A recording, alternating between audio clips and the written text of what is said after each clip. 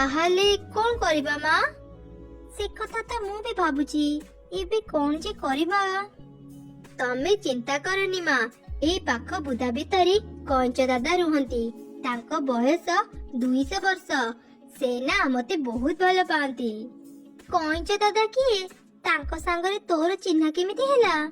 थरे मु आ मो सांग ही नदी पाखरे खेलुतिलु। सेते बेले आमे कंच दादा को देखिलु। से ओलटा ही पड़िथिले। से जम्मारू सीधा ही पारु नथिले। मु आ मो सांग मिसे बहुत कष्ट रे कंच दादा को सीधा करि देलु। से आम उपरे बहुत खुशी हेले। आउ आमको बढ़िया बढ़िया खाइबा को देले।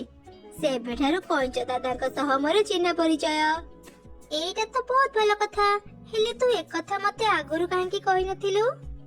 भूली जाइतिली माँ। एई देख कंच दादा आसिलेनी। कंच दादा केमिति अछ? मु भल अछि। तू केमिति अछु? तो सांगरे किए? तो माँ बोधे? हाँ दादा, मु मो माँ सांगरे मो मामू घर को जाउची। नदी सेपारी मो मामू घर। मु भी नदी सेपारी को जाउची। चलो मु तम मानकु मो सांगरे नै जिबी। आपन को बहुत धन्यवाद। आमे कुंभीरपुररी नदी सेपारी को जाई पारु नथिलो। तमे माने भय करनी। मो पिठी रे बस। मु तम मानको सुरक्षित नदी पार करि देबी। दादा एबे चलंतु।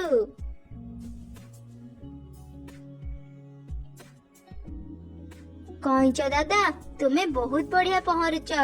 आमे दुई जण तम पिठी ऊपर अछु। तमको कष्ट हेउनी तो? ना ना, कष्ट काहेकि हेबो? पानी रे ओल्हेइले मो ओजन बहुत कमी जाए। माँ देख, कुंभीर माने नदी रे बुलुचंती।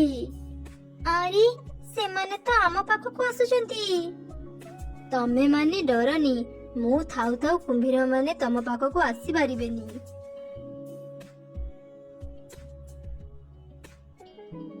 धन्यवाद कंच दादा। आज तम पाई आमे सुरक्षित नदी पार हे गलु। हौ तमे माने एबे जाओ। हेले टिके सावधान रे रहिबो। मु सुनिछि जंगल को गोटे लांजकटा बाघ चली आसीची। मु एबे मो घर को जाउची। लांजकटा बाघ? अरे से त मो बाघ मामू। तांको संगरे देखा हेले बहुत मजा हेबो। बाघ मामू कहूचु? तू कोन बाघ को जानिचु? हाँ माँ, मु बाघ मामू को बहुत भल भाबरे जानिछि। बहुत थर मु तांको सांगरे जंगल रे बुलिछि। अच्छा तू आउ कोन कोन सब करिछु मु टिके सुने। अरे धन, बाघ सांगरे के कोन सांग हुए? बाघ जदी तोर किछि क्षति करि देबो? ना ना माँ, तुमे भय करनी। मो बाघ मामू बहुत अलगा। से हमर कोन कोनोसी पशु पक्षीकर किछि क्षति करंतिनी। से ना बहुत भलो।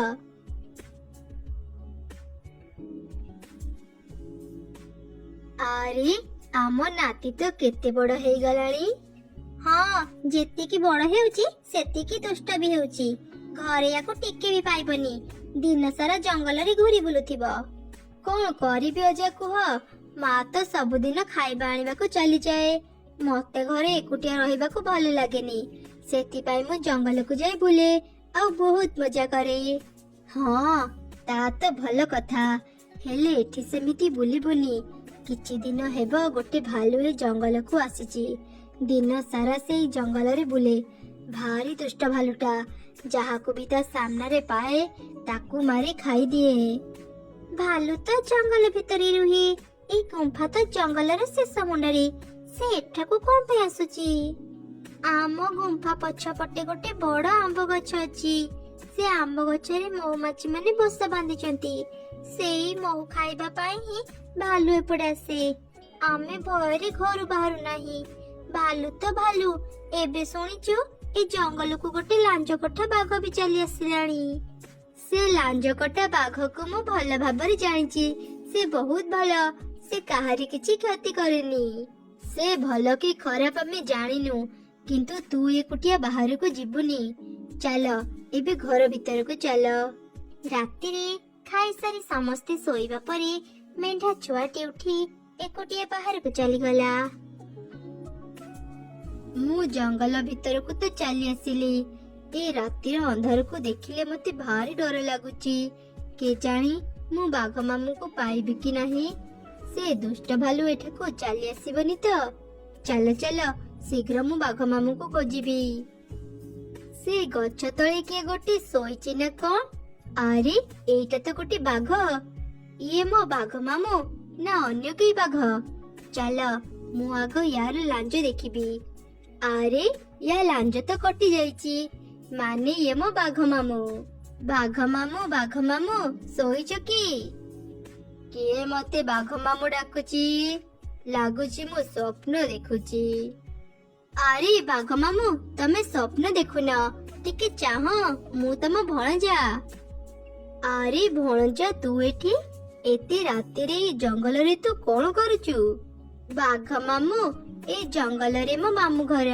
ମୁଁ ଶୁଣିଲି ତମେ ବି ଏଠାକୁ ଚାଲି ଆସିଛ, ସେଥିପାଇଁ ମୁଁ ତମକୁ ଦେଖା କରିବା ପାଇଁ ଚାଲି ଆସିଲି। ଭଲ କଲୁ, ତତେ ଆଉ କଣ କହିବି। ସେ ଜଙ୍ଗଲରେ ସମସ୍ତେ ମତେ ଡରନ୍ତି, ହେଲେ ପଛରେ ମତେ ଲାଞ୍ଜ କଟା ବାଘ ବୋଲି କହି ମୋର ବହୁତ ମଜା ଉଡାନ୍ତି। ଏ କଥା ଶୁଣିଲେ ମତେ ଭାରି ଲାଜ ଲାଗେ, ସେଥିପାଇଁ ମୁଁ ସେ ଜଙ୍ଗଲ ଛାଡି ଏ ଜଙ୍ଗଲକୁ ଆସି ରହୁଛି। ବାଘ ମାମୁଁ ତମେ ମନ କଷ୍ଟ କରନି, ମୁଁ ଗୋଟେ ମୋଚି ସହ କଥା ହେଇଛି। ସେ ତମ ପାଇଁ ଗୋଟେ ସୁନ୍ଦର ଚମଡାର ଲାଞ୍ଜ ତିଆରି କରିଦେବ। ଚମଡା ଲାଞ୍ଜ? ହେଲେ ମୁଁ ସେଇଟା ନେଇ କରିବି କଣ? ହାତରେ ଧରି ବୁଲିବି? ନା ନା ବାଘ ମାମୁଁ ତମେ ବୁଝିଲନି। ସେ ମୋଚି ଚମଡା ଲାଞ୍ଜକୁ ତମ ଅଧା କଟା ଲାଞ୍ଜ ସାଙ୍ଗରେ ଭଲରେ ସିଲେଇ କରିଦେବ। ତମ ଲାଞ୍ଜ ପୁରା ଠିକ ହେଇଯିବ। ନିଜ ଇଚ୍ଛାରେ ତମେ ଲାଞ୍ଜ ହଲେଇ ପାରିବ। ଆରେ ବାହ, ସେମିତି ହେଲେ ତ ମତେ ଆଉ କେହି ଲାଞ୍ଜ କଟା ବାଘ କହିବେନି।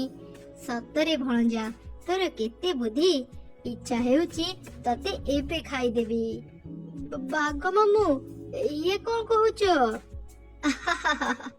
ଆରେ ଭଣଜା ମୁଁ ତ ତୋ ସହ ଟିକେ ମଜା କରୁଥିଲି। ବାଘ ମାମୁଁ ମୁଁ ଗୋଟେ ସମସ୍ୟାରେ ପଡି ଯାଇଛି। ଏଇ ଜଙ୍ଗଲରେ ଗୋଟେ ଭାଲୁ ସମସ୍ତଙ୍କୁ ବହୁତ ହଇରାଣ କରୁଛି। ଦିନେ ତ ସେ ମତେ ଖାଇ ଦେଇଥାନ୍ତା। ମୋ ଭାଗ୍ୟ ଭଲ ଥିଲା ବୋଲି ଅଳ୍ପ କି ବଞ୍ଚିଗଲି। ସେ ଭାଲୁର ଏତେ ସାହସ, ଚାଲ ତା ପାଖକୁ। ମୁଁ ଥାଉ ଥାଉ ତୋର କେହି କିଛି କ୍ଷତି କରିପାରିବେନି। ଏମିତି ବାଘ ଆଉ ମେଣ୍ଢା ଜଙ୍ଗଲରେ ଭାଲୁକୁ ଖୋଜିଲେ। କିଛି ସମୟ ପରେ ସେମାନେ ଭାଲୁକୁ ପାଇଗଲେ। କିଏ ରେ ତୁ? ମୋ ରାସ୍ତାରେ କାହିଁକି ଛିଡା ହେଇଛୁ? ପଳା ଏଠୁ, ନହେଲେ ମରିବୁ। ମରିବି ମୁଁ ନୁହଁ, ମରିବୁ ତୁ। ଦେଖ ମୋ ପଛରେ କିଏ ଛିଡା ହେଇଛି। ବାପ ରେ, ଏତେ ବଡ ବାଘ! ମୁଁ ଏତେ ବଡ ବାଘ କେବେ ବି ଦେଖିନଥିଲି। ବାଘ ରାଜା ପ୍ରଣାମ। କିଏ ରେ ଭାଲୁ?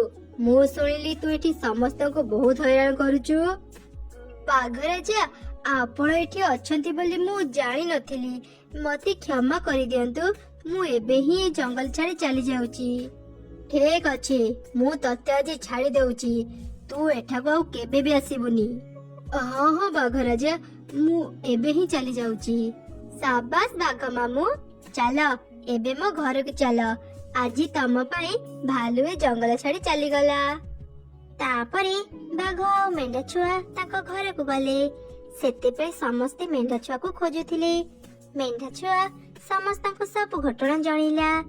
ଏକଥା ଜାଣି ସମସ୍ତେ ଖୁବ ଖୁସି ହେଇଗଲେ ଆଉ ବାଘ ରାଜାକୁ ଧନ୍ୟବାଦ ଜଣେଇଲେ।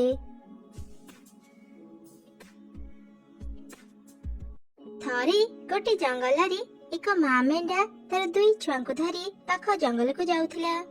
କାରଣ ସେ ରହୁଥିବା ଜଙ୍ଗଲରେ ଖାଇବାକୁ ଭଲ ଘାସ ଲତା ନଥିଲା। ଆଉ ତାଠୁ ବଡ କଥା ହେଲା ସେ ଜଙ୍ଗଲରେ ବହୁତ ହିଂସ୍ର ଜନ୍ତୁ ଥିଲେ। ସେଥିପାଇଁ ମା ମେଣ୍ଢା ଆଉ ତାର 2 ଛୁଆ ପାଖ ଜଙ୍ଗଲକୁ ଯାଉଥିଲେ। କିଛି ଦୂର ଗଲା ପରେ ସେମାନେ ଗୋଟେ ନଦୀ ପାଇଲେ। ମା ଦେଖ ନା, କେତେ ବଡ ନଦୀ। ଏବେ ଆମେ କେମିତି ନଦୀ ପାର ହେବା? ମୁଁ ବି ତ ସେଇ କଥା ଭାବୁଛି। ଖରା ଦିନରେ ନଦୀର ପାଣି କମିଯାଏ, ହେଲେ ଏଯାଏଁ ବି ନଦୀର ପାଣି କମିନି। ପହଁରିକି ଯିବାଟା ଠିକ ହେବନି। ଚାଲ ଆମେ ଆମ ଘରକୁ ଫେରି ଯିବା।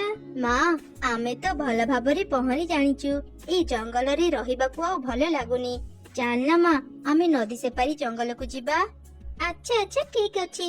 ତମ 2 ଜଣଙ୍କୁ ଯଦି ଏ ଜଙ୍ଗଲରେ ରହିବାକୁ ଇଚ୍ଛା ନାହିଁ, ତେବେ ଚାଲ ଆମେ ନଦୀ ସେପାରି ଜଙ୍ଗଲକୁ ଯିବା। ମୁଁ ଆଗ ଯାଉଛି, ତମେ 2 ଜଣ ଶୀଘ୍ର ମୋ ପଛେ ପଛେ